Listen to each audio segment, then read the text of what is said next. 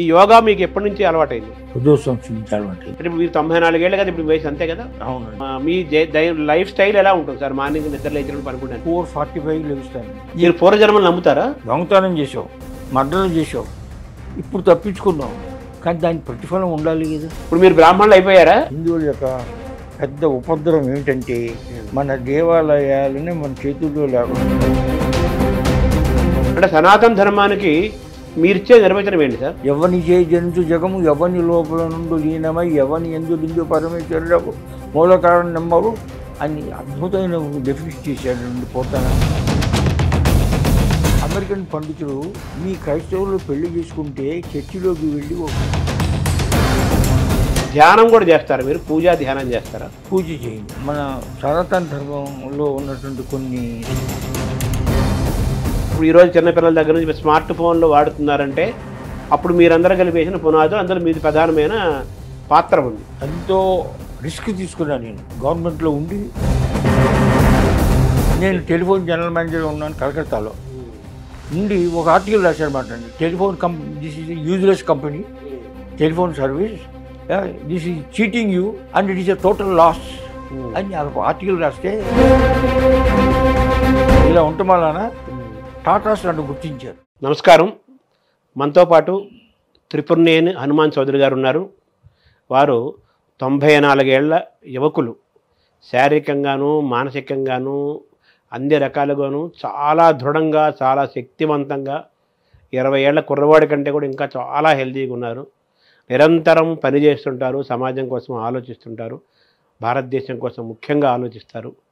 అటువంటి త్రిపురనేని హనుమాన్ చౌదరి గారిని అడిగి వారి ఆరోగ్య రహస్యాలు, అలాగే భారతదేశం శక్తివంతంగా ఉండాలంటే, ప్రపంచంలో మన గౌరవాన్ని కాపాడుకోవాలంటే, మన ప్రతిష్టను నిలుపుకోవాలంటే ఏం చేయాలి మొదలైన విశేషాలు తెలుసుకునే ప్రయత్నం చేద్దాం.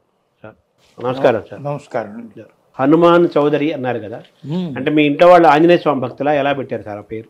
మా తాతగారి తండ్రి పేరు హనుమయ్య, వారి తండ్రి పేరు వెంకయ్య.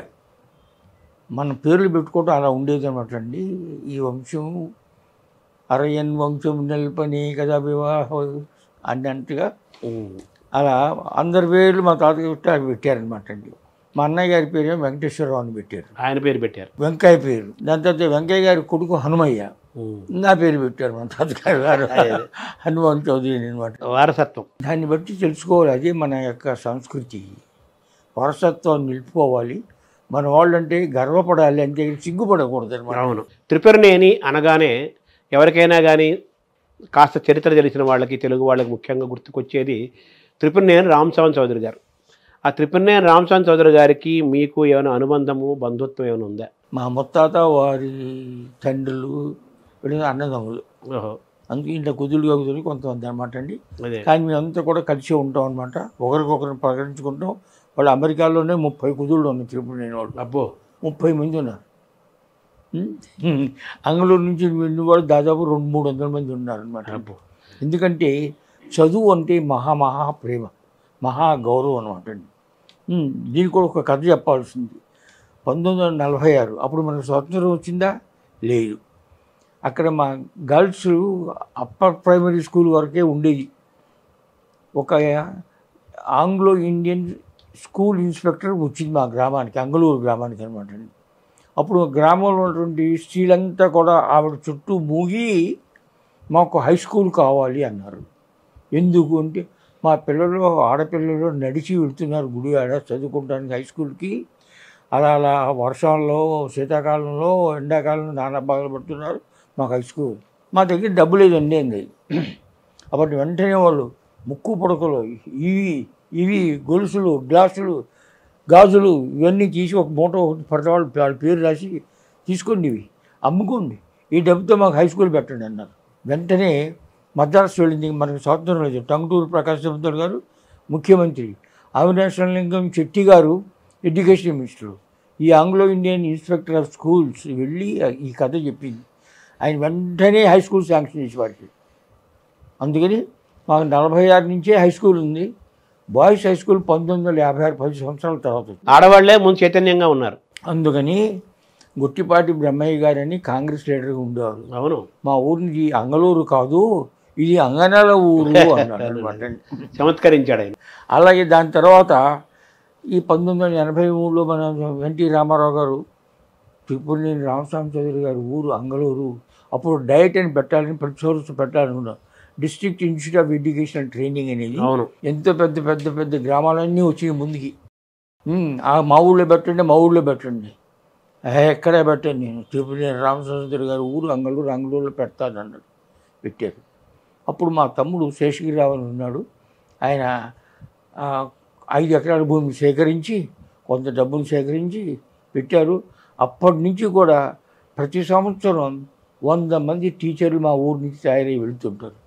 అందులో 95 మంది స్త్రీలే. సో ఇప్పటికీ నడుస్తుంది అది. ఇప్పటికీ నడుస్తుంది. అప్పుడు దాన్ని ఇంటర్మీడియట్ చేసాం అనమాట. హై స్కూల్ అయింది, ఇంటర్మీడియట్ వచ్చింది అనమాట. ఈ డైట్ 2 ఉన్నాయి, 3 ఒకచోటే ఉంటాయి అన్నమాట. అక్కడ నేను ఏదో కొంత సొమ్ములై పోగు చేసుకుని ఇవి చేసుకుని ఎన్నెన్నో రంగశాల ఒకటి. రంగశాల అంటే ఆడిటోరియం. అవును. ఏదైనా కార్యక్రమాలు రంగస్థలం లాగా. సరే తర్వాత సార్ త్రిపురనేని రామస్వామి చౌదరి అనగానే సరే ఆయన సార్ గోపిచంద్ వాళ్ళ మనవడు అబ్బాయి మనవడు సాయిచంద్ సూత పురాణము వీరగంధము తెచ్చినారము వీరుడు తెలుపుడు పూసిపోతూ మెడను అని రాశారు పద్యాలు ఉన్నాయి. అయితే ఇది ఎలా ఉంచగా మీరేమో పూర్తిగా భారతీయమైన సంప్రదాయము, ఆర్ష సంప్రదాయము, సనాతన ధర్మము, భారత భాగవత రామాయణాలు ఇందులో మీరున్నారు, ప్రయాణం చేస్తున్నారు. ఆయనేమో బ్రాహ్మణ వ్యతిరేక ఉద్యమాలు చేసి సూత పురాణం భూత పురాణం కాదు ఇది సూత పురాణం అన్నాడు. అదే ఆయన బ్రాహ్మణ వ్యతిరేక ఉద్యమాలు చేసి కమ్మ బ్రాహ్మణ తయారు చేసి అవన్నీ చేశారు కదా. సో మరి ఆయన ప్రభావం నుంచి మీరు ఎలా బయటపడ్డారు, ఎలా వచ్చారు? ఆయన దగ్గర నేను నేర్చుకున్నది ఒకటి. ఆయన కొడుకు గోపిచంద్ గారు తండ్రిని మించిన తనయుడు అంటా అనమాట అండి. ఆయన ఇది కొన్ని పుస్తకం రాస్తూ ఎవరికి అంకితం ఇవ్వాలి, ఎందుకు అని నేర్పిన తండ్రికి అంకితం అన్నాడు. ఎందుకన్నాడండి? ఎందుకు అని అడగమన్నాడు. నా జీవితాంతం కూడా అడుగుతూనే ఉంటాను. ఒక సత్యం నుంచి పరమసత్యంలోకి అంతకన్నా అద్భుత సత్యంలోకి వెళ్తూ ఉంటాను, అంతేగాని దేన్ని తిరస్కరించను. తెలివి ఒకంత లేని ఎడ అని పద్యం ఉంది కదండి. తుడనే కరిభంగి. తర్వాత బుధజన సకాశాత్ అవగతం కించిజ్ఞోస్మిని భర్తుడు అన్నాడు. అదేవిధంగా ఎందుకు అని అడుక్కుంటూ ఉండటం వలన రామస్వామి చౌదరి గారు గొప్పవారే. కానీ ఆయన నేర్పింది, ఆయన దగ్గర నుంచి నేను నేర్చుకుంది మాత్రం ఎందుకు అని అడుగుతూనే ఆయన రాసిన దాంట్లో ఆయన వాదనలో కొంత సత్యం మాత్రమే ఉన్నది, దీనికన్నా ఎక్కువ సత్యం ఇంకా ఎంతో ఎంతో ఎంతో ఉంది, దీన్ని మనం శోధించాలి, శోధించి పరిష్కరించి అవలంబించుకోవాలి, అవగాహన చేసుకోవాలి అంటూ ఉన్నానమాట. అది నా గోపిచంద్ గారు నేర్పిన. తర్వాత ఆయన చివరికి ఆయన రకరకాలుగా మార్పులు చెందుతూ వచ్చారు కదా. ముందు జస్టిస్ పార్టీలో ఉండేవారు, దాని తర్వాత ఈ జస్టిస్ పార్టీ బ్రిటిష్ వాళ్ళ పార్టీరా అనుకుని గుర్తించి పూచిపోతూ మెడనవైతే పూలగా వీరగంధం తెచ్చినారని తెలుపుడింటి నాన్ కోఆపరేషన్ మూవ్మెంట్ వాళ్ళని ఉత్సాహభరితం చేయటం కోసం అని ఇటువంటి పాటలు అవి రాశారనమాట. సార్ మామూలుగా ఆయన త్రిపురనేని రామస్వామి చౌదరి పెళ్లిళ్ళ గురించి ఆయన సపరేట్గా తెలుగులో వివాహ విధి అని రాశారు కదా. అవును, వివాహ విధి అని రాశారు కదా. ఏంటంటే సంస్కృతంలో ఉన్నవి చదివేవానికి అర్థం అవుతుందో మాకు తెలియదు, కానీ వినేవారికి మాకు మాత్రం అర్థం కావటం లేదు. కాబట్టి వధూవరులకి అసలు ఎందుకు పెళ్లి చేసుకుంటున్నారు, సప్తపది అంటే ఏంటి అని తెలుగులో అన్నీ ఏ మంత్రాలైతే చదువుతామో వాటన్నింటినీ తెలుగు రాశారనమాట అండి. ఒక విషయం చెప్తున్నాను. ఒక అమెరికన్ పండితుడు నా స్నేహితుడు అమెరికా నుంచి వస్తే, మా ఈ ఊళ్ళో పెళ్ళి అవుతుంది హిందువులకి వచ్చి చూడు అన్న. వచ్చాడు, వచ్చి ఆయన చదువుతా ఉంటే అంత ఏంటి ఇదేంటి ఇదేంటి అంటే, మీ క్రైస్తవులు పెళ్లి చేసుకుంటే చర్చిలోకి వెళ్ళి ఒక పుస్తకంలో 2 సంతకాలు చేస్తారు, ఇంకిద్దరు ముగ్గురేమో విట్నెస్ చేస్తారు సాక్షుల కింద. మాది అలా కాదయ్యా, మా నదుల్ని ఎవరయ్యా మాకు సాక్షి అంటే మా నదులు సాక్షి, మా ఋషులు సాక్షి, మా పండుగలు, మా కొండలు సాక్షి. అవన్నీ కూడా ఎంతకాలం అయితే ఉంటాయో అంతకాలం కూడా ఈ వధువులు ఉండాలిరా అని మాకు చెప్తున్నారా, ఈ పెళ్లి చేయించేది అండి బ్రాహ్మణుడు అని చెప్తే అమ్మో ఎంత ఉందా అన్నాడు అనమాట అండి. హూ ఆర్ ది విట్నెస్ అంటే, not you and me, these are the witness. మా ఋషులంతా విట్నెస్లు, మా నదులన్నీ కూడా విట్నెస్లు, సాక్షులే, మా కొండలన్నీ కూడా మాకు సాక్షులు. అంటే ఆ విధంగా ఆయన మన వైదికమైన ఆలోచన విధానం సపోర్ట్ చేసినట్టు అంటారా రామస్వామి చౌదరి? ఎందుకంటే ఆయన హిందువే, అంతేకాదనమాట అండి, ఆయన శుద్ధి మూమెంట్ మొదలుపెట్టాడు. కాబట్టి నేను అది సంస్కృతంలో ఏముందో అదంతా కూడా తెలుగులో రాసేస్తాను అందరి ప్రజల కోసం అని. అంటే కమ్మ బ్రాహ్మణులు తయారు చేయడం కూడా అదే కారణం. అదే కారణం అనమాట. మన సంగం జాగాలు కూడా ఆ ప్రాంతం అంతా ఉంటారు. ఇప్పుడే ఉన్నారు, ఒకరిద్దరు ముగ్గురే ఉన్నారు, అంతా అయిపోయారు వాళ్ళంతా గమనించి అయ్యి. సార్ మీ పెళ్ళిళ్ళు అవన్నీ రామస్వామి గారి పద్ధతిలో జరిగాయా, వైదికంగా కాదు, వైదికంగానే జరిగింది. మా తాతగారు చాలా వైదికుడు అండి. ఆయన కూడా ఇట్లాగే బొట్టు పెట్టుకోండి, మాకు బొట్టు పెట్టేవాడు చిన్నప్పుడు. ఒక కనికని ఉండేది, ఇట్లా ఇట్లా తీసి స్కూల్కి పంపించేవారు అనమాట. రామస్వామి గారు అంటే గౌరవం ఉన్నప్పుడు, ఆయనకి మా తాతగారి కన్నా తక్కువ వస్తున్నాడు, అయినప్పటికీ కూడా వారి ఏదో ఒక గౌరవం ఉన్నది, వారి పాండిత్యాన్ని చూసి అనమాట అండి. కానీ మా వైదికులు, మేము వైదికులు, అందుకని మాకు శివాలయాన్ని మేమే ధర్మకర్తలు అనమాట అండి. అంగళూరు శివాలయానికి, అలాగే రామాలయానికి కూడా మేమే ధర్మకర్తలు అనమాట అండి.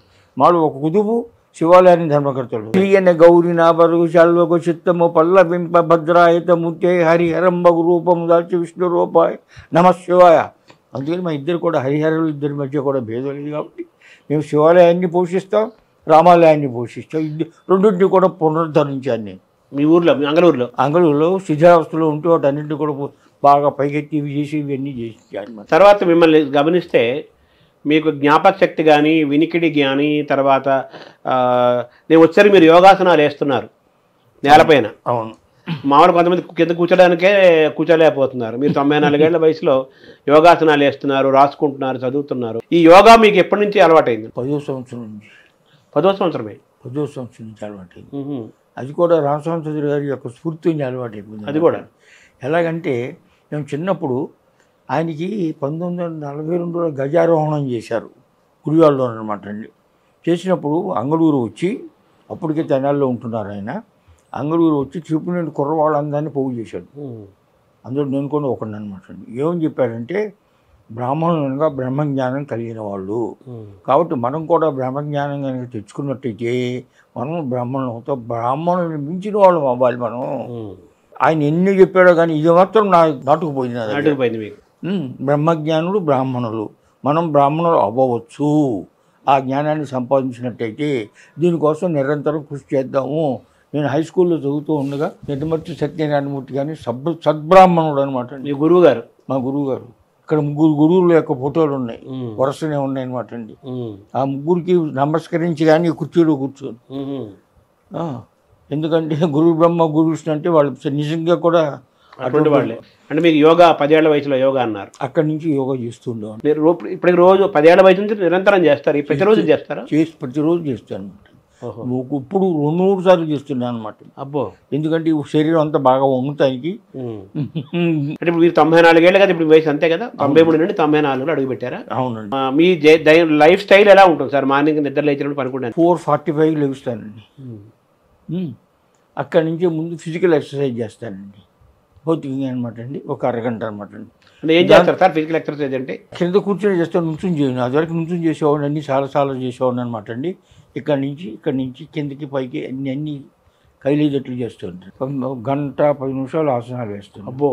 30 నిమిషాలు ఏమో ఫిజికల్ ఎక్సర్సైజ్ చేస్తాను అనమాట. గంటన్నర అయింది అప్పటికి. 1:40 నిమిషాలు అవుతుంది. 6 o'clock ఇవి కాఫీ ఇస్తుంది, పేపర్ తీసుకొస్తుంది. పేపర్లోకి వచ్చిన తర్వాత 7:30, 7:40 నుంచి 8:40 వరకు నడుస్తా. మళ్ళీ వాకింగ్, మళ్ళీ ఎక్కడ బయటికి వెళ్తారా? బయటికి వెళ్ళాను, ఇంట్లో నేను నడుస్తాను అనమాట అండి. బై అబౌట్ 8:40 ఇవన్నీ అయిపోతాయి. స్నానం, మళ్ళా ఒక 25 నిమిషాలు మళ్ళీ ఫిజికల్ ఎక్సర్సైజ్ చేస్తాను. మళ్ళీ ఆ తర్వాత బ్రేక్ఫాస్ట్ అది అయిపోయిన తర్వాత ఒక అరగంట సేపు కొంచెం రెస్ట్ తీసుకుని కూర్చుంటే మా సెక్రటరీ వస్తుంది, ఆఫీస్కి వచ్చి ఉంటుంది. అక్కడి నుంచి డిక్టేషన్లు ఇవన్నీ చేస్తూ ఉంటాను అనమాట. 2 o'clock భోజనం చేస్తా, 2:30 అవుతుంది. 3:30కి మళ్ళీ ఎక్సర్సైజ్ చేస్తా. మళ్ళీ ఆసనాలు గీసనాలు చేసిన తర్వాత మళ్ళీ డిక్టేషన్లు ఇవి చదవడం ఇవన్నీ చేస్తుంది. తిరిగి 7 o'clock మళ్ళీ ఆసనాలు వేస్తా, 1 గంట ఆసనాలను ప్రాణాయామం. ఇప్పుడు ఆసనాల తర్వాత ప్రాణాయామం చేస్తూ కంపల్సరీ ప్రాణాయామం.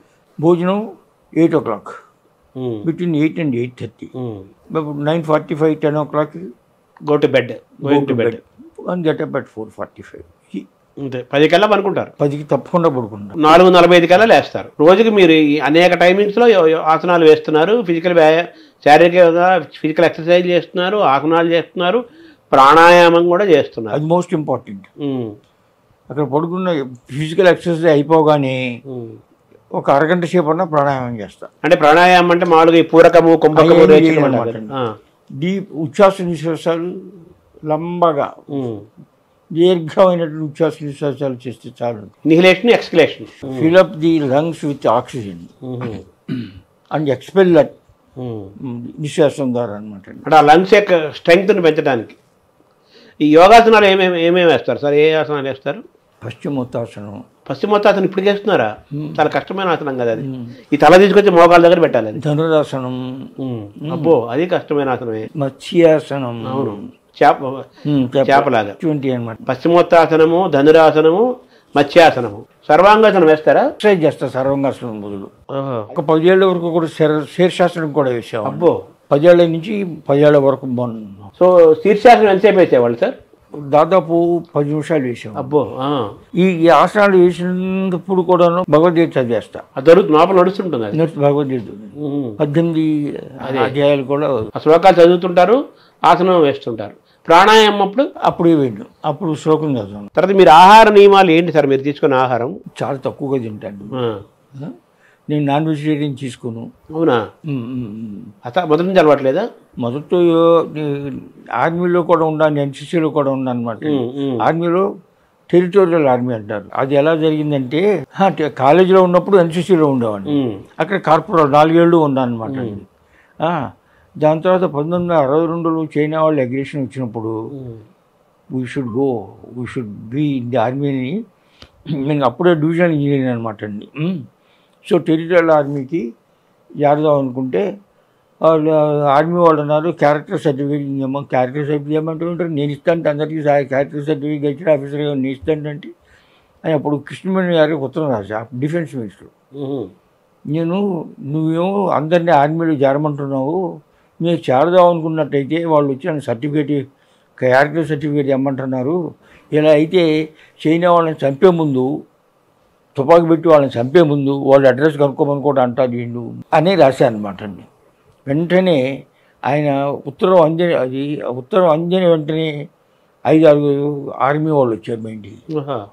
రెండు మిమ్మల్ని చేర్పిస్తాం, టీచర్ దగ్గర తీసుకెళ్తాం, కొలుస్తాం, బట్టలు ఇస్తాం, ఇవన్నీ. నేను రాను అన్నీ తీసుకురాన్నారు. ఇక్కడ రమ్మన్నారు. చివరికి అలాగే వచ్చిన తర్వాత చేరాను. దాని తర్వాత కెప్టెన్ అయ్యాను అనమాట అండి. అక్కడ 1960 యుద్ధంలో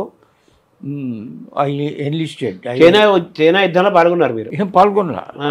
దీన్ని టెరిటోరియల్ ఆర్మీ అంటారు. Territorial army. అసలు ఆర్మీ వాళ్ళు ముందుకు వెళ్ళిపోయారు. అవును.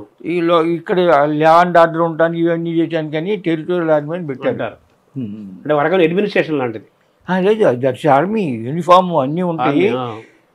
పీస్ టైంలో ఆర్మీ ఏం చేస్తుంది, ల్యాండ్ ఆర్డర్ పోతే ఆర్మీని పిలుస్తారు. ఇటువంటివన్నీ చేయటం కోసం అనేది. మరి మీరు ఇంజనీరింగ్ చదువుతున్నారు కదా, చదువు ఏమైంది మరి? చదువు అయిపోయింది కదా, డిగ్రీలు వచ్చింది, చదువు వచ్చిన పరీక్షలు రాసాం, గవర్నమెంట్ ఆఫీసర్ అయ్యాం. ఆఫీసర్గా ఉండేవాడే టెరిటోరియల్ ఆర్మీలో. ప్రతి సంవత్సరం కూడా 1 నెల ఆర్మీలోకి వెళ్ళిపోవాలి ట్రైనింగ్ కోసం, ట్రైనింగ్ చేయడం కోసం. ఒకేడు కలకట్టాలో వేసాం. అది 106 కమ్యూనికేషన్ జోన్ సిగ్నల్ రెజిమెంట్ అంటారు. అక్కడి నుంచి నాకు ట్రాన్స్ఫర్ అయితే జలంధర్లో మా హెడ్ క్వార్టర్స్.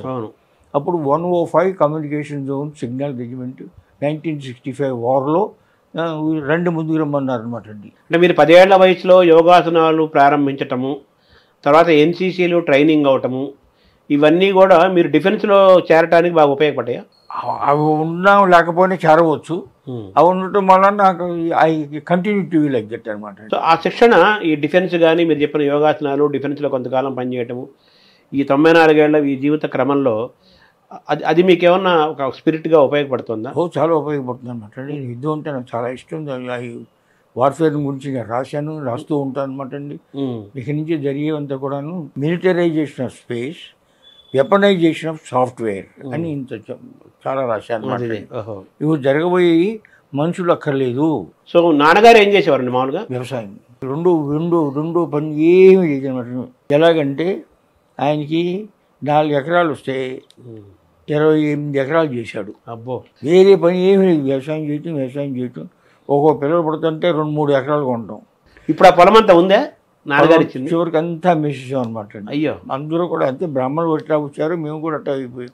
సో అయితే నాన్నగారు వ్యవసాయం చేసిన ఆయన రైతు, భక్త రైతు కదా, మీకంత ఉన్నత విద్య ఆయన చదివించారు కదా, అది ఎలా జరిగింది సార్? మా తాతగారు he use to take care of all the children. My father was taking care of the farming. వ్యవసాయం మాత్రం ఆయన రెండు వ్యవసాయం ఏమీ లేదు. ఆయన 4ంటికి రాత్రిపూట 3ంటికి వెళ్తూ ఉంటే పాములు ఉంటే నన్ను పాము సస్తే కరవదు, నేను అబద్ధం ఆడను, అన్యాయం చేయను, కాబట్టి నన్ను ఏ పాము ముట్టుకోదు అనేవాడు. ఆయన ఎప్పుడు కూడా ముందు తీసుకునేవాడు కాదు, కష్టపడేవాడు కాబట్టి ముందు ఎందుకురా అనేవాడు అనమాట అండి. ఆయన ఆరోగ్యం ఎలా ఉండేది సార్? అద్భుతంగా ఉండేది, ఎప్పుడు మందులు తీసుకోలేదు అనమాట అండి. ఎన్నేళ్ళు జీవించారు సార్? 78 ఏళ్ళు 80 ఏళ్ళు వరకు అంతే. అది ఆ కాలంలో కొంచెం ఎక్కువే.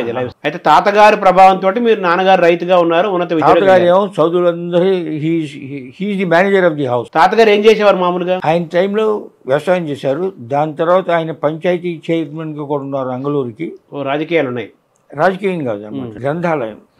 గ్రంథాలయం. ఆయన బాల సరస్వతి గ్రంథాలయం అని ఒక బిల్డింగ్ కూడా కట్టించారు అంగళూరులో.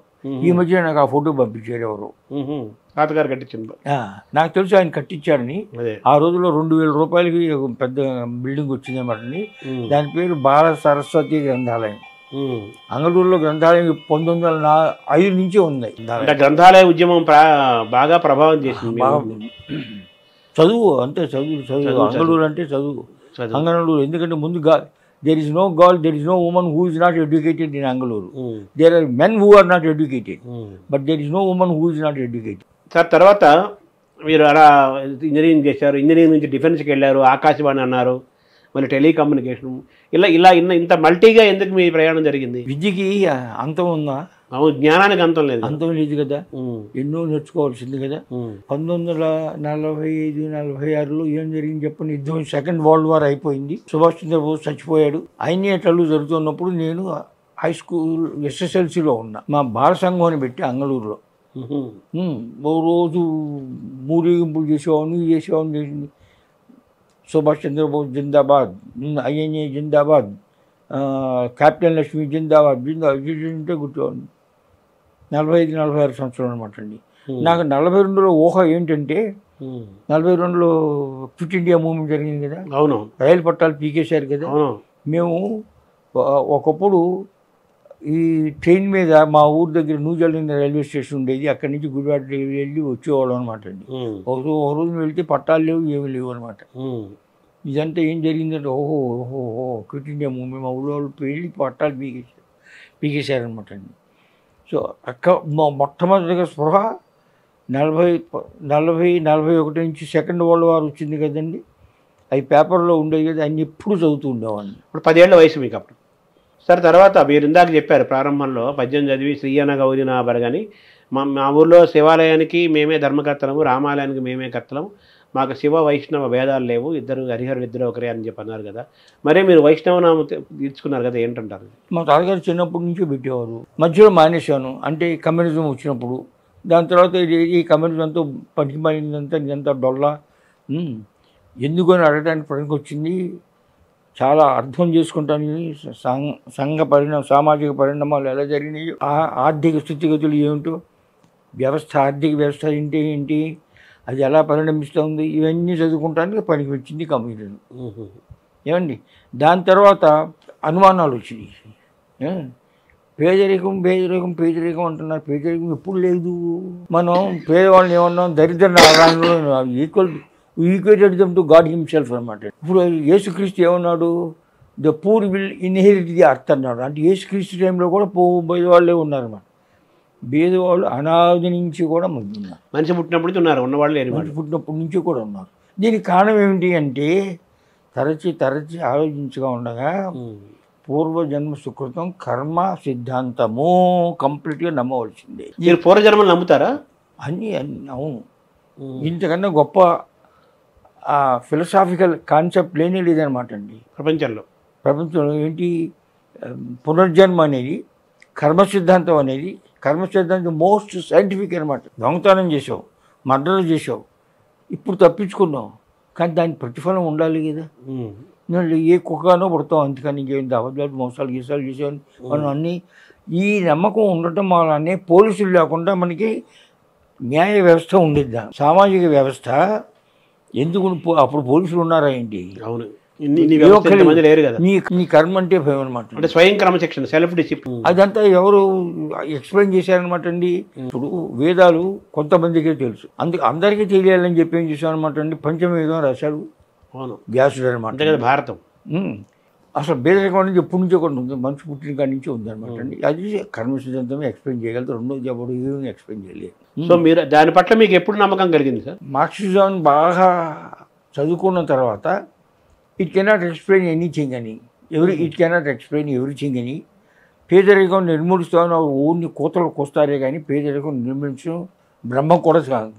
కాకపోతే ధనవంతుడైన వాడు కొంత ధనాన్ని ఆ పేదరికం యొక్క బాధ నుంచి తగ్గించడం కోసం వెచ్చించాలి. దాతృత్వం కూడా ఉండాలి కదా. దాతృత్వం ఉండాలి. చేతికి తొడవు దానం, ఆతికి తొడవు మానం. వేదాలు చదవటం కొంతమందికే వచ్చు, అర్థమైన వాళ్ళకి ఇంకా అంతంలో తక్కువ మందికి ఉన్నారనమాట. దీన్ని అందరికీ కావాలి అనే ఉద్దేశంతోనేమో వ్యాసుల వారేమో మహాభారతాన్ని రాశారు అనమాట. ఆ మహాభారతం కూడా అందరికీ అర్థం అవుదేమో అని చెప్పేసి మనకి శతకాలు వచ్చినాయి. సుమతి శతకం, వేమన శతకం, దాశరథి శతకం ద్వారా ఎలా బ్రతకాలో మనకి మొత్తం చెప్పేశారు. అందరూ చాలా అద్భుతంగా చెప్పేశారనమాట అండి. అల్పుడెప్పుడు పలుకు ఆడంబరముగాను, సజ్జనుండు పలుకు చల్లగాను, కద్దు మోగినట్లు కనకంబు మోగునా. ఎంత అర్థంగా చెప్పేసాడు, సింపుల్గా చెప్పేశారు. బలవంతుడు నాకేమని పలువురితో నిగ్రహించి పలుకుట మేలా, బలవంతమైన సర్పము చలిచీమలచే చిక్కి చావది సుమతి.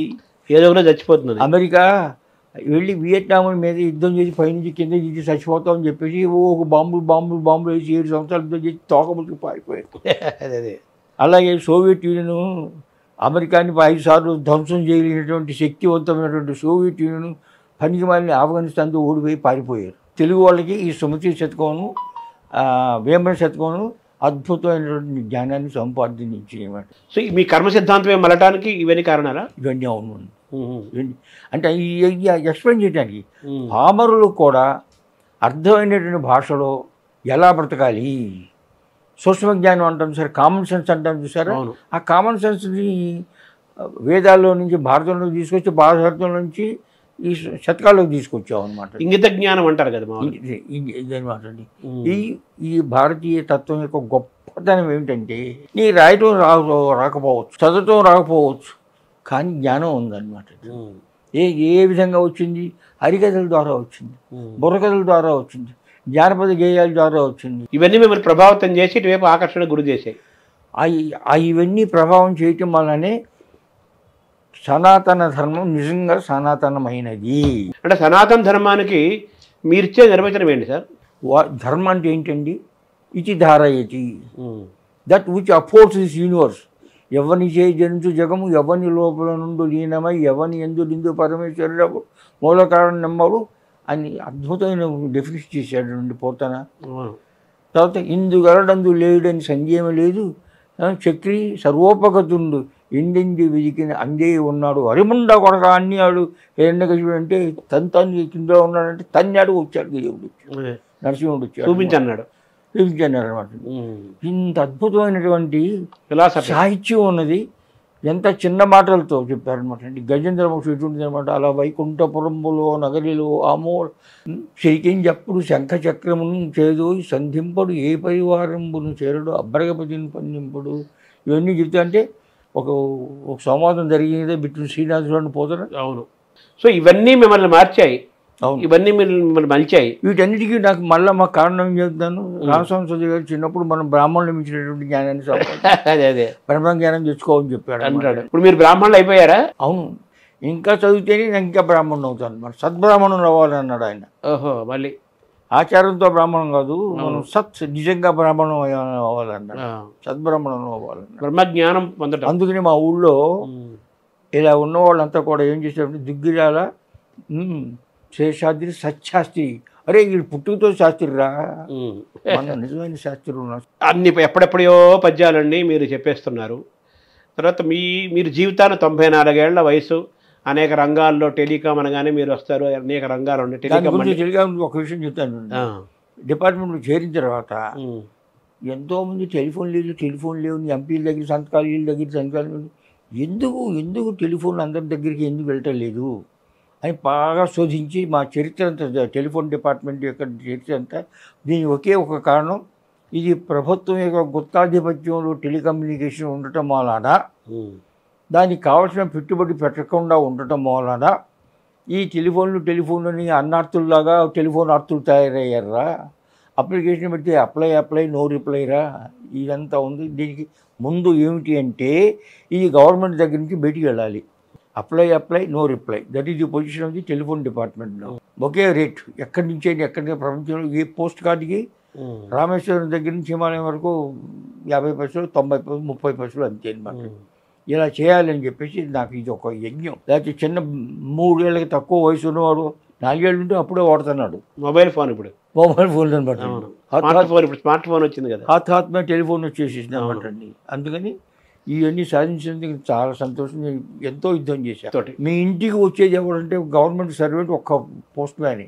అవును, ఏ గవర్నమెంట్ సర్వెంట్ మీ ఇంటికి రాడు, మీరు వాళ్ళ దగ్గరికి వెళ్ళి కాళ్ళు పట్టుకోవాలి. అదే కానీ మన కాళ్ళు పట్టుకోవాలి ఎవరంటే పోస్ట్ మ్యాన్ అనమాట.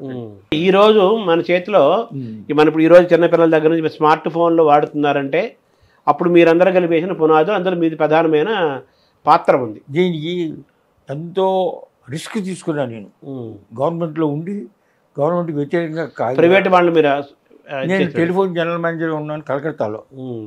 నుండి ఒక ఆర్టికల్ రాశారన్నమాట అండి, telephone this is useless company, telephone service, this is cheating you and it is a total loss అని ఆర్టికల్ రాస్తే ఎకనామిక్ టైమ్స్లో. అది నువ్వు డిపార్ట్మెంట్లో జనరల్ మేనేజర్గా ఉండి ఇట్లా రాస్తున్నావు ఏంటి అన్నారు. నేను సత్యాన్ని రాస్తున్నాను కాబట్టి సత్యమే నాకు రక్ష, ఏం చేస్తారో చేసుకుంటాను అనమాట. సత్యమేవ జయతే అంటారు, ఏం చేయలేదు. ఇలా ఉండటం వలన టాటాస్ నన్ను గుర్తించారు. టాటాస్ జిఆర్డి టాటా గారు, అవునవును, పెద్ద ఆయన అసలు పెద్ద ఆయన గుర్తించేవాడు అనమాట. నాతో మాట్లాడేవాడు, నాకు ఉత్తరాలు రాసేవాడు. టీసీఎస్ అని టాటా కన్సల్టెన్సీ సర్వీస్ అని ఐటీ కంపెనీని పెట్టారు. ఇప్పుడు 1969లో నేను అప్పుడు బాంబేలో డిప్యూటీ జనరల్ మేనేజర్ టెలిఫోన్గా ఉండేవాడు అనమాట. అప్పుడు వాడు ఇదంతా గమనించి, నువ్వు ఏం చేయదలుచుకున్నావు, ఇదంతా దేశానికి మేలు చేస్తుంది కాబట్టి నీవు టాటా ఫెలో ఉద్యోగం చేరి, టాటా ఏజెంట్ అన్నట్టుగా. ఏజెంట్ అని కాదు, టాటా ఫెలో అంటే నువ్వు చేసే ప్రతి పనికి కూడా ఏ సహాయం టాటాలు చేయగలరో చేస్తాము అన్నారు. అప్పటి నుంచి ఇప్పటికి కూడా నన్ను టాటా ఫెలో అంటారు. అలా టాటా మనిషి అక్కడ ఉన్నాడు. ఆయన బొమ్మ కూడా కోహ్లీ ఉన్నారు కదా, ఆయన కోహ్లీ గారి బొమ్మ పెట్టాను కదా. ఆయన ఫౌండర్ కదా టీసీఎస్. అవునండి, అదే 1969లో. అప్పుడు నేను deputy general manager Bombay telephone పెట్టండి. ఆయన ఉత్తరం రాశారనమాట అండి, what you are doing is excellent, don't spend any money from your pocket, the TCS will bear every expense for this movement అన్నారు. సో టాటాలతో మీ అనుబంధం చాలా గొప్పది కదా. అవునండి. రతన్ టాటా గారితో మీ ఎలాంటి చిన్న ప్రయాణం? అంతా కూడా సంబంధం. ముందు జారెడ్డి గారితో, ఆయన చాలా కాలం ఉన్నాడు కదా, చాలా గొప్పవాడు కదా. అబ్బా చాలా గొప్పవాళ్ళు అండి, చెప్పడానికి వీల్లేదు. రతన్ టాటా గారు ఒక అంశం మాత్రమే ఆయనతో పోల్చుకుంటే. జారెడ్డి ఇంకొక విషయం చెప్తాను జారెడ్డి గురించి అనమాట అండి. అసలు ఫోరం ఫర్ ఫ్రీ ఎంటర్ప్రైజ్ అని పెట్టారు ఒకటి. ఫోరం ఫర్ ఫ్రీ ఎంటర్ప్రైజ్, ఈ గవర్నమెంట్ కంపెనీలు ఉండటానికి వీల్లేదు, ఫ్రీ ఎంటర్ప్రైజ్ ఉండాలని. దానికి N A Palkhivala from the house of Tata, నేను వీళ్ళంతా కూడా మేము ఎన్ఏ పాల్కివాల్ గారు, నేను, కేఈ మున్షి గారి యొక్క శిష్యత్వం మాకు. అదే భారతీయ విద్యాభవన్ చైర్మన్, ఇవన్నీ ఉన్నాయి. అంటే ఏంటి, నా పరిణామం ఎలా వచ్చిందంటే ఫ్రమ్ కాంగ్రెస్ భక్తుల్లాగా, దాని తర్వాత కమ్యూనిస్ట్ లాగా, దాని తర్వాత ఇందులో ఇది అర్ధ సత్యం లాగా, పూర్తి సత్యం మన జీవితాంతం వరకు అన్వేషించినప్పుడు కూడా ఆ సత్యాన్ని గ్రహించడం, సత్యాన్వేషణ, ఆ సత్యాన్వేషణ నిరంతరం జరిగేదే కానీ దానికి ఎండ్ అంటూ లేదు. No end. ఓన్లీ తాదాత్మ్యం వచ్చినప్పుడే మీకు ఎండ్. అదే మా మోక్షం వచ్చినప్పుడే ఎండ్. అవును, అది ఎప్పుడు జరుగుతుందో. ఇప్పుడు మీరు ఇందాక చెప్తూ నా ఆరోగ్య రహస్యం ఏంటంటే, నేను వ్యాయామం చాలాసార్లు వ్యాయామం చేస్తాను, అలాగే ప్రాణాయామం చేస్తాను, యోగాసనాలు వేస్తాను, మితాహారం తింటాను, సమయానికి తింటాను, సమయానికి పనుకుంటాను అన్నారు కదా. ధ్యానం కూడా చేస్తారా మీరు? పూజా ధ్యానం చేస్తారా?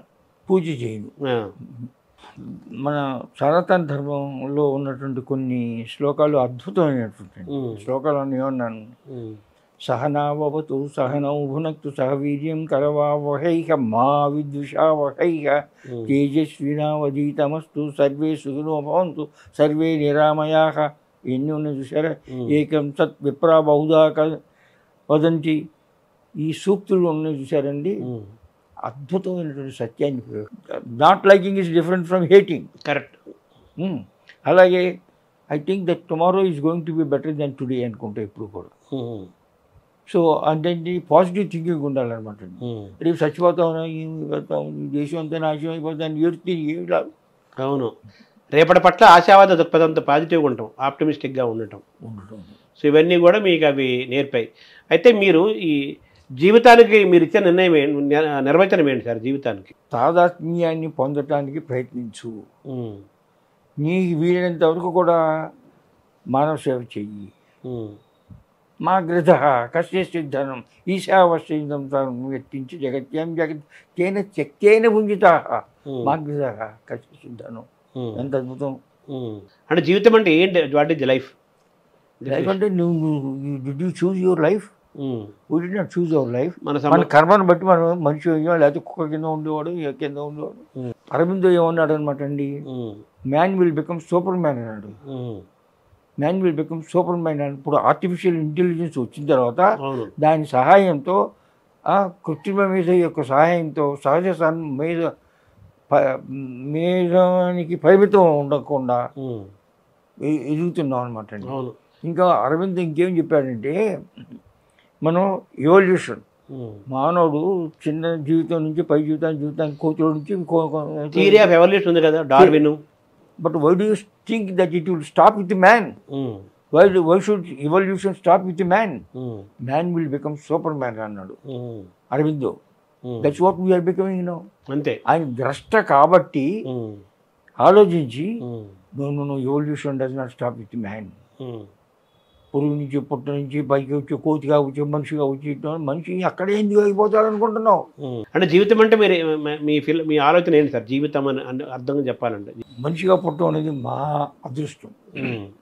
మనిషిగా పుట్టడం అనేది సృష్టిలో అన్నిటికన్నా కూడా తనందుకు తాను ఆలోచించుకుని తన కర్మబద్ధుడై ఏమండి దాని కర్మఫలాన్ని అనుభవించేటువంటి స్థితి కూడా రావడం ఒక గొప్పది అనమాట అండి. ఇక్కడి నుంచి ఇంకా అధిగమించడానికి ప్రయత్నించు. It is possible. ఇప్పుడు ఎంతోమంది మహాయోగులు ఉన్నారనమాట. వాళ్ళు ముందుకు చెప్తున్నారు, వెనకాల చెబుతున్నారు, గతము రేపు అన్ని కూడా చెప్పగలుగుతున్నారు. ఎందుకు చూస్తున్నారు? ఎందుకంటే they have identified themselves the సృష్టికర్త. ఓహూ సృష్టికర్త ఎక్కడో కూర్చోలేదు అనమాట. అది కూడా అద్భుతం అనమాట. మన philosophy, when did the evolution begin? అదే నాంతో నాజీర్ణ సంప్రతిష్ట అశ్వద్ధమేను సూర్యుడమ్మను అసంగసస్తేన చిత్వ తథా పదం పరిమాంగితో అన్నాడు. యస్మిన్ గత నివర్తంతి భూయ తమేవ జాడ్యం పురుషం ప్రపంచేత ప్రవృత్తి పురాణి. బ్లాక్ హోల్ అని ఉంది సైన్స్లో, బ్లాక్ హోల్ అని ఉంది. అవును. Where the light goes it can come out. అదే యస్మిన్ గత నివర్తంతి భూయ తద్ధామ పరమమ్మ మమ అన్నాడు భగవద్గీత. అంటే మనం దాన్ని ఎలా అర్థం చేసుకోవాలి సార్? మామూలు దీన్ని అర్థం చేసుకున్నాను. సైన్స్లో చెప్పాడు, ఆయన సంస్కృతంలో చెప్పాడు, ఇంగ్లీష్లో చెప్పాడు. అంతే, ఒకటే థియరీ, ఒకటే. ఫ్యాక్ట్ ఈజ్ ఫ్యాక్ట్, సత్యం. మన సంస్కృతం రితం అని ఉంది. అవును, రితం. సత్యానికి రితానికి భేదం ఏంటి? ఇప్పుడు సందర్భాన్ని గురించిన సత్యం ఉంది, సందర్భాన్ని గురించిన ధర్మం ఉంటుంది అనమాట. బ్రహ్మచారి ధర్మం ఒకటి, సంసారం చేసిన ధర్మం ఒకటి. ఒక మనిషి తపస్సు చేసుకుంటాడు. అవును. ఒక లేడీ వెళ్ళింది అటు, లేడీ రాజుగారు హంటింగ్ చేస్తున్నాడు. రే ఇది లేడీ వెళ్ళింది, ఎటు వెళ్ళింది చెప్పు, ఇటు వెళ్ళింది అటు వెళ్ళింది చెప్పు. ఏం చెప్పాలి ఋషి? నిజం చెప్పిస్తే చంపేస్తాడు. అదే. ఇప్పుడు అబద్ధం చెప్తున్నాడు, నాకు తెలియదు అంటున్నాడు. అసత్యమేనా? ఏది సత్యం ఏదో సత్యం అంటే it depends upon the situation, సందర్భాన్ని బట్టి. అలాగే ధర్మం కూడా బ్రహ్మచారి ధర్మం వేరు, సంసార ధర్మం వేరు, అన్ని ధర్మాలు. అది కూడా ఇంత గొప్పది ఫిలాసఫీ. అదే మన భారతీయమైన ఆలోచన విధానం సనాతన ధర్మం. నువ్వు బ్రహ్మచారిగా ఉన్నప్పుడు నీకు ఒక ధర్మం ఉందన్నమాట, గృహస్థుడిగా ఉన్నప్పుడు ఒక ధర్మం ఉందని, అంత అయిపోయిన తర్వాత వానప్రస్థంలో ఒక ధర్మం ఉందరా. ఆ ధర్మం అనేది కూడా అనేటువంటి కాలాన్ని బట్టి ఉంటుందన్నమాట. అదే శాంతి పర్వంలో భీష్ముడు ఎక్స్ప్లెయిన్ చేసినట్టుగా పాండవులకి రాజును బట్టి ధర్మం ఉంటుందా, ధర్మాన్ని బట్టి రాజు ఉంటారు, కాలాన్ని బట్టి ఉంటుంది అని అడిగిందండి. అవును సార్. తర్వాత స్నేహం యొక్క పాత్ర ఏంటి సార్ మనిషి మానవ సమాజం? దాని రూట్ వర్డ్ ఏంటి స్నేహానికి? స్నేహ్ అంటే టు లవ్ అని అర్థం. స్నేహ్ సంస్కృతం అడగండి, స్నేహ్ మా పంతులు గారు చెప్పారు. అదే నాకు అంత నేను సంస్కృతం చదువుకో ముందు నాకు ఆయన చెప్పాడు ఇది. స్నేహ అంటే టు లవ్ అని సంస్కృతంలో అర్థం, స్నేహం అంటే లవింగ్ అనమాట అండి, అందరినీ లవ్ చేయటం అని చెప్పారు. ఇప్పుడు పరిచయాలు వేరు, స్నేహం వేరు కదా. ఇప్పుడు మనందరినీ ఫ్రెండ్ అని పిలిచేస్తున్నాం. సో నిజమైన స్నేహితులు తక్కువ మందే ఉంటారు కదా. ఇప్పుడు కృష్ణుడును అర్జునుడు స్నేహం అంటే అద్భుతం ఉందన్నమాట అండి. పితేవ పుత్ర సఖేవ సఖిగా ప్రియ ప్రియాహి అన్నాడా? చెప్పాడే కదా, నా బాంధవుడు నా సచివుడు అని చెప్పుకుంటే బంధువు మన సచివుడు మన గురుడు మన వెన్నాడి చనియే మనుజా దిశ. అవును. సో స్నేహం అంటే అలా ఉండాలి, అంటే ప్రేమే. దాన్ని కూడా డిఫైన్ చేశాడు భగవద్గీతలో.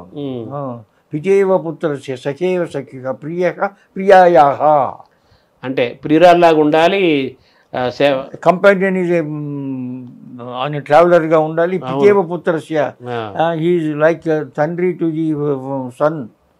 భార్య గురించి చెప్పినట్టుగా దాని గురించి ఏం చెప్తాను అనమాట. అందుకనే మహాత్మా గాంధీ అన్నాడు, గీతా మై మదర్ అన్నాడు. తల్లి నీ కష్టం వచ్చినా ఏమొచ్చినా అమ్మో అంటాం అంతే. సంభ్రమం కూడా అమ్మో అంటాం. అమ్మ అంటే అంత గొప్పది అనమాట. అందుకని స్నేహం అంటే ప్రేమించటం. అవును అనమాట. సో ఓవరాల్గా మిమ్మల్ని ఆరోగ్యంగా ఉంచేదంటే ఆనందం, మనిషి ఆనందాన్ని కోరుకుంటాడు కదా.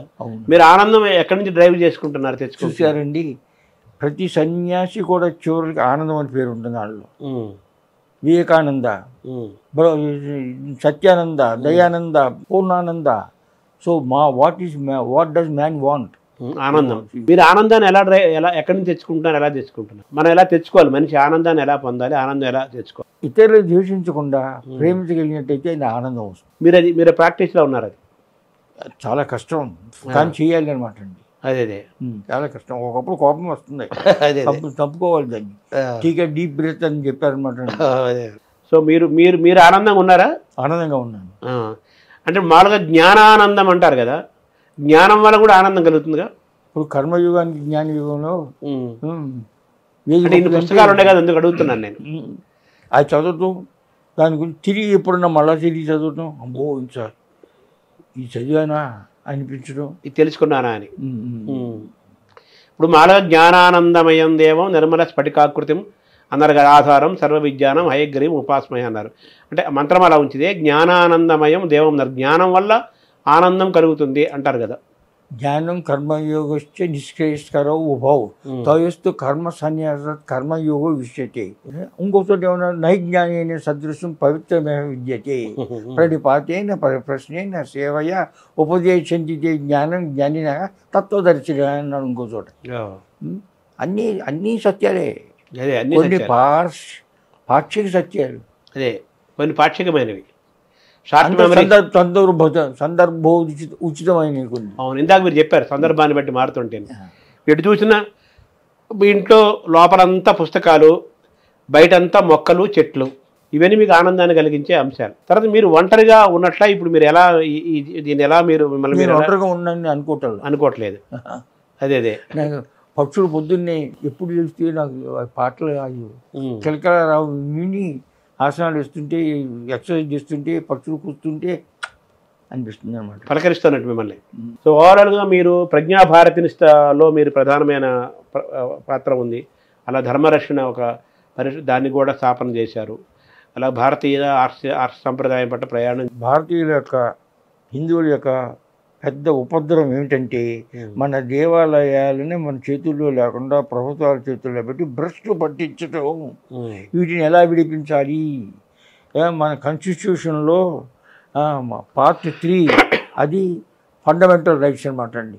Every fundamental right is denied to Hindus. It is not a secular state, it is a communal state, it is a Muslim తుష్టీకరణ స్టేట్. Appeasement state. ఇప్పుడు ఎలాగుందనమాట అంటే కాన్స్టిట్యూషన్లో ఏముందన్నమాట, no tax should be imposed on anybody in order in support of any religion అని ఉంది. దానికి ఎట్టా వక్రీకరించి పాల్గొన్నారు, మైనారిటీ డిపార్ట్మెంట్ని క్రియేట్ చేశారు. ఇప్పుడు 2006 అంతవరకు మైనారిటీ డిపార్ట్మెంట్ లేవు గవర్నమెంట్లో. దీనికోసం ప్రత్యేకంగా సృష్టించి మైనారిటీ అంటే ముస్లిం అని చెప్పి 2013లో నేషనల్ వక్ఫ్ డెవలప్మెంట్ కార్పొరేషన్ పెట్టి వక్ఫ్ డెవలప్మెంట్ చేస్తారంటే government of India secular government Waqf development corporation పెట్టి 875 కోట్లు ఇచ్చారు దానికి. అందులో క్లియర్గా రాశారన్నమాట, develop the properties for the welfare of the Muslims in accordance with the షరియత్లా. ఈ గవర్నమెంట్ సెక్యులర్.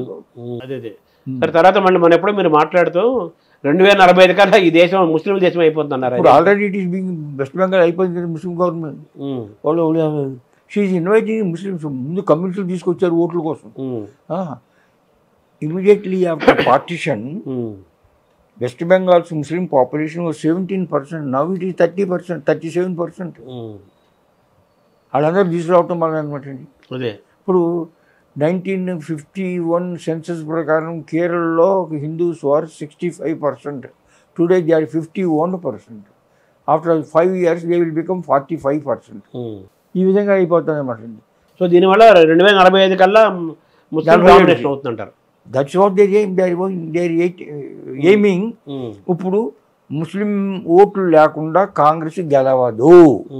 అంటే మీరు అన్నారు కదా 2045 కల్లా 47కి 100 సంవత్సరాలు అప్పటికల్లా ఇది ముస్లిం దేశం, ముస్లిం డామినేషన్ అవుతుంటారు. డామినేషన్ అయిపోతుంది. మరి దాన్ని ఎలా రక్షించుకోవాలి దేశాన్ని?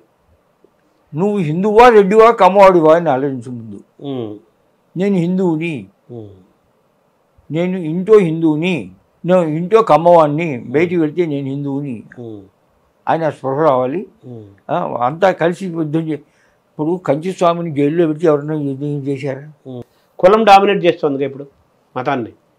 కులం ప్రకారం విభజించు, మతం ప్రకారం ఐక్యం చెయ్యి. జరగట్లేదు కదా. వాళ్ళకి జరుగుతాయి మైనారిటీస్, హిందువులో జరగట్లేదు కదా. అదే అది పెద్ద సమస్య అన్నమాట. సనాతన ధర్మానికి మీరు ఇచ్చే నిర్వచనం ఏంటి సార్? సామాన్యుడు all human beings are one family. అందరూ సమానమని. వన్ ఫ్యామిలీ, ఒకటే వసుదైక కుటుంబం. అందరూ ఒకటే, మనుషులంతా ఒకటే, మనమంతా ఒకటే కుటుంబం అని. అంతే కదా, అదే సనాతన ధర్మం అంటారు మీరు చెప్పాలనుకుంది. ఇప్పుడు మామూలుగా ఇప్పుడు నరేంద్ర మోదీ ఆయన మన్ కీ బాత్ ద్వారా చాలా మాట్లాడుతుంటారు. మీరు జన్ కీ బాత్ అని మీరు కొన్ని రాస్తున్నారు కదా, ఈ జన్ కీ బాత్ల విషయాలను చెబుతున్నారా? మోడీని కలిశారు కదా మీరు? అన్నీ చెప్తాను. మోడీతో ఇంటరాక్ట్ అయ్యారా మీరు? ఇప్పుడు నా పద్మశ్రీ వచ్చినప్పుడు అక్కడ ఢిల్లీలో వెళ్ళినప్పుడు ఆయన ఇప్పుడు ఏమన్నారంటే, పద్మశ్రీ అవార్డు ఇచ్చినప్పుడు మీటింగ్ అయితే పెట్టినప్పుడు కమ్ బ్యాక్ టు గుజరాత్ అన్నారు. దేశం అంతా అయినప్పుడు గుజరాత్ ఎందుకు ఉండాలని చెప్పాను అనమాట. అంతేకాదు, రాజులు మత్తులు వారి సేవ నరకాప్రాయంబు వారిచ్చు అంబోజాచి తొలగి భూషాదులు ఆత్మవ్యధా బీజము తదపేక్ష చాలు. రాజుల మత్తులు వాళ్ళు ఏదో ఇస్తుంటారు ఆ టయానికి, కానీ మన ద్వారా మన వారి సేవ నరకప్రాయంబు వారిచ్చు అంబోజాచి చతురంతయాన భూష తొలగి భూషాదులు ఆత్మవ్యధా బీజము తదపేక్ష చాలు. పరితృప్తించన్నిటిని జాగృతి పరిణామము దైతో శ్రీకాళహస్తీశ్వర అన్నాడు. పరిణామము దైతో శ్రీకాళ దూర్జటి చెప్పాడు అన్నమాట. అయితే మీరు మరి జన్ కీ బాత్ ద్వారా మీరు వాళ్ళకి ఏం ఇవన్నీ తెలియజేస్తున్నారా? తెలియజేస్తూనే ఉంటాను.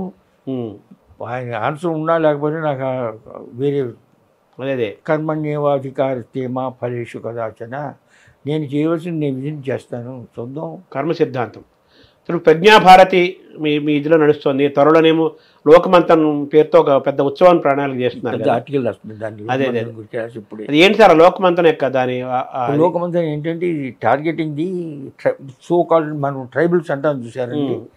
వాళ్ళు క్రిస్టియన్లు తురక వాళ్ళు దే ఆర్ నాట్ హిందూస్ అని అంటారు. వాళ్ళు హిందూసే కాకపోతే ద్రౌపది పేరు ఎందుకు వచ్చింది, సీత పేరు ఎందుకు వచ్చింది, అనసూయ పేరు ఎందుకు వచ్చింది? వాళ్ళు హిందువులు పూర్తిగా, వాళ్ళు పూర్తిగా హిందువులు.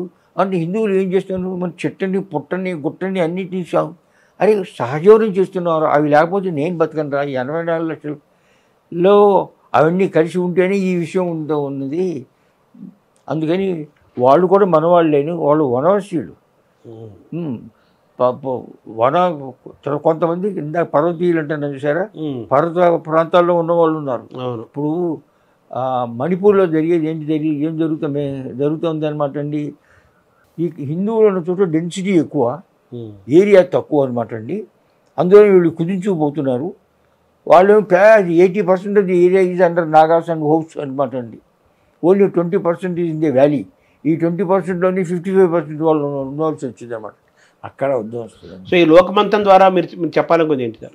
ఏమిటంటే ఈ సోకాల్డ్ ట్రైబల్స్ ఎవరిని అంటామో వాళ్ళు హిందువులే.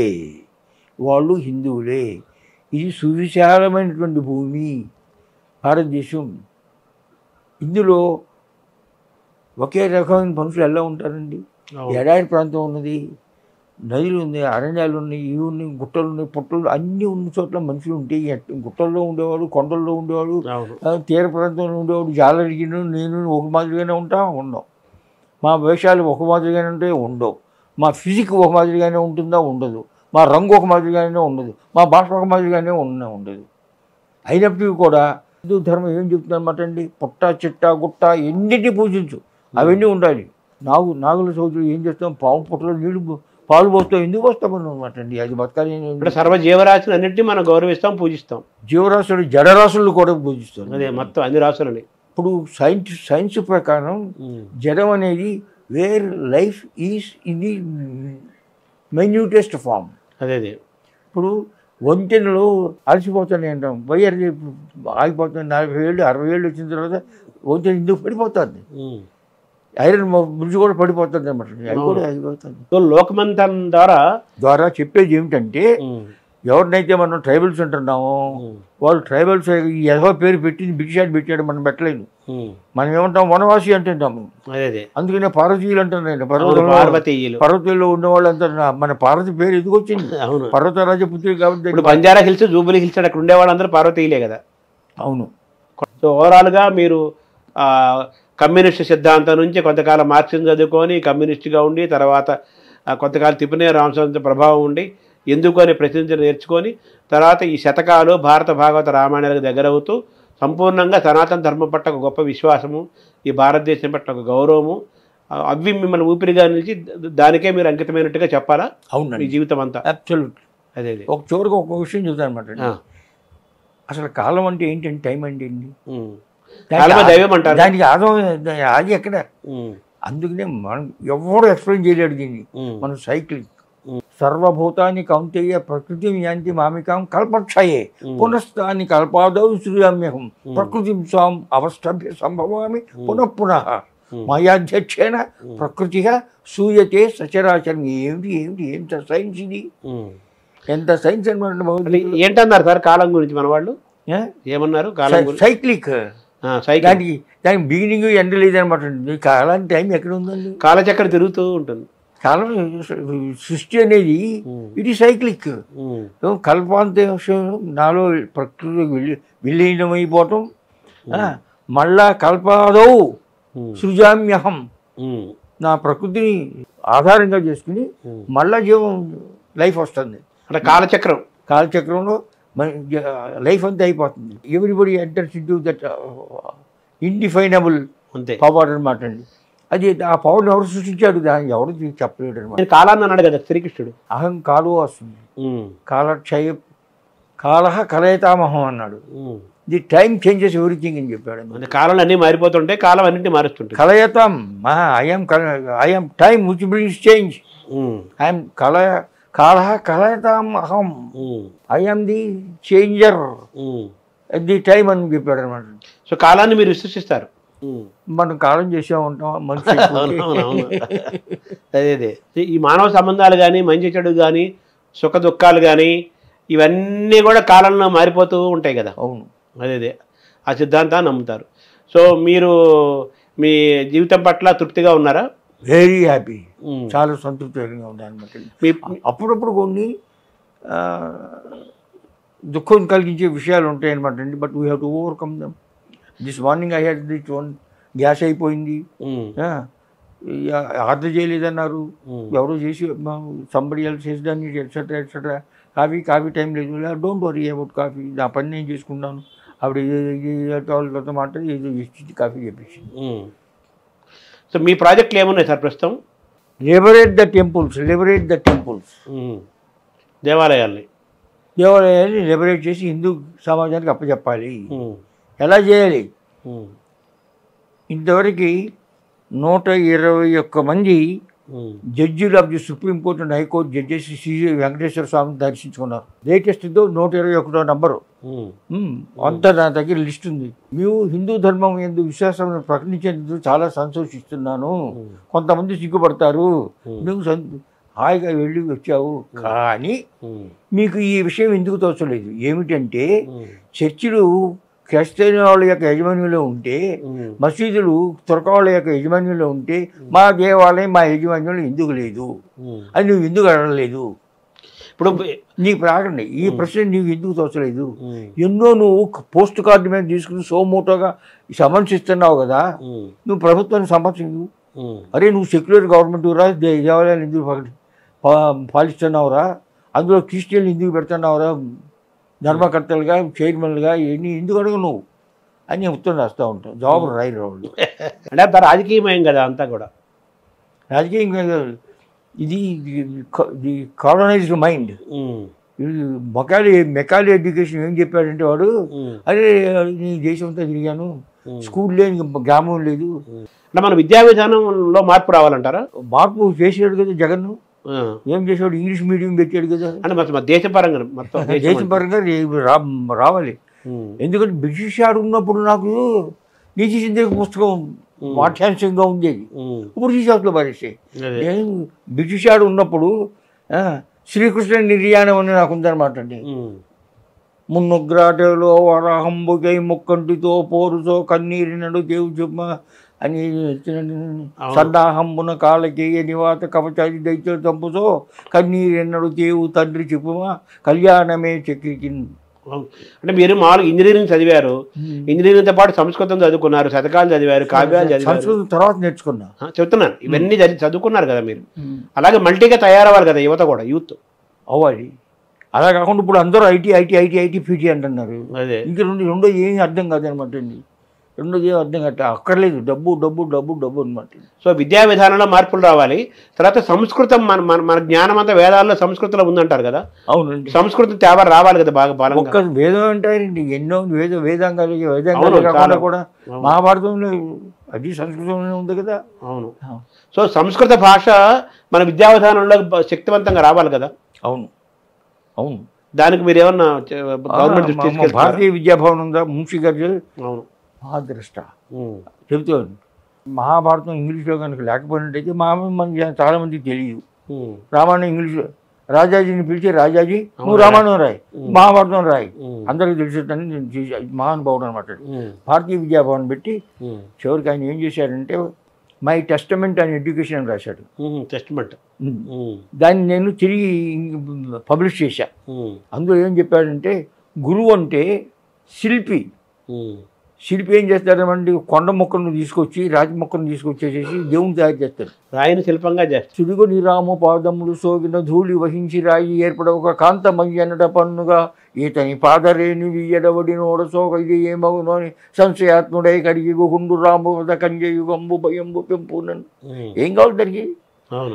ఎటువంటి పద్యం, మల్ల పద్యం అనమాట అండి. బండరాయిని. సో మూసి గారు ఏమన్నారంటే మై టెస్టమెంట్ అండ్ ఎడ్యుకేషన్ సంస్కృతం. సంస్కృతం భారతదేశంలోని భాష అన్నిటి కూడా తమిళ పక్కన ఒక పెట్టినప్పటికీ కూడా అన్నీ కూడా సంస్కృత భాషల నుంచి వచ్చినాయి. సో మన విద్యా విధానంలో మార్పు రావాలి.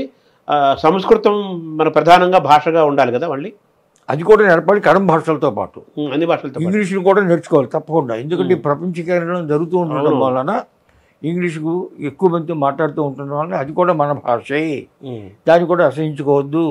దానికన్నా ముందు అన్నిటికన్నా మిన్న अपनी बोली मीठी बोली, ना मराठी ना उर्दू ना हिंदी, अपनी बोली मीठी बोली మాతృభాష నేర్చుకో. మాతృభాషతో పాటు సంస్కృతం నేర్చుకో, దాంతోపాటు ఇంగ్లీష్ నేర్చుకో.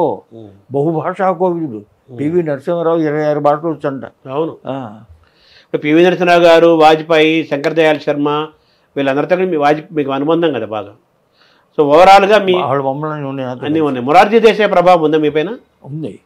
ఎలా సార్? దానికి నష్టం జరిగి నేను గుజరాత్కి జనరల్ మేనేజర్గా ఉన్నా. నేను జనరల్ మేనేజర్గా ఉన్నప్పుడు మొరార్జీ దేశాయ్ గారు కాంగ్రెస్ ప్రభుత్వాన్ని తీసి అవతల పారేసేసేసి డిస్మిస్ చేయమని చెప్పి భూ కడతాలు చేశాడు. జ్ఞాపకం ఉందా? 1973లో అనమాట అండి. ఆయన అనవసరంగా వృత్తం చేశాడు. కాంగ్రెస్ని పెట్టుకొచ్చేసి కాంగ్రెస్ని డిస్మిస్ చేయమని చేశాడనమాట అండి. అప్పుడు చేస్తూ ఉండగా అప్పుడు నాకు సంబంధం ఏర్పడింది మొరార్జీ దేశాయ్ గారితో. ఆయన ఒకసారి రింగ్ చేశాడు. నేను జనరల్ మేనేజర్, చౌదరీజీ इंदिरा गांधी जी मुझसे बोलती रही लेकिन ये कनेक्शन कट गई है, जरा आप फिर मिला देंगे.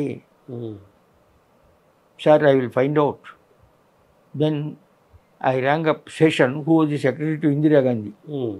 Session ji this man is book కొడతా చచ్చేదో బతుకుతాడో తెలీదు, చాలా ప్రమాదంగా ఉంది, ఆయన ఇందిరాగాంధీ మాట్లాడుతున్నాడని చెప్పింది, ఇక కట్ అయిందని చెప్పింది, మరి ఏం చేయమంటావు అన్న.